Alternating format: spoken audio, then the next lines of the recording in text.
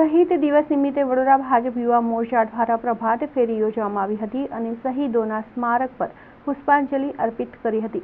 Bharatiya Janata party યુવા મોરચા દ્વારા વર્ષો જૂની પ્રણાલી મુજબ દર વર્ષે શહીદ દિન નિમિત્તે કાર્યક્રમ યોજવામાં આવે છે। ભારત દેશને આઝાદી અપાવવામાં ભારત માતાના 3 સપૂતો શહીદ ભગતસિંહ, સુખદેવ અને રાજગુરુને અંગ્રેજ સરકારે ફાંસીની સજા ફરમાવી હતી। આ ત્રણેય ક્રાંતિકારીઓનું બલિદાન ભારતના યુવાનો માટે પ્રેરણાસ્ત્રોત બની ગયું છે। ભારતીય જનતા પાર્ટી યુવા મોરચા દ્વારા શહીદોની યાદમાં પ્રભાત ફેરી યોજવામાં આવી હતી। મુખ્ય દંડક બાલકૃષ્ણ શુક્લ, મેયર પિંકીબેન સોની, બીજેપી યુવા મોરચાના અધ્યક્ષ પાર્થ પુરોહિત, શહેર અધ્યક્ષ ડોક્ટર વિજય શાહ, કાઉન્સિલરો અને યુવાનો મોટી સંખ્યામાં ઉપસ્થિત રહ્યા હતા।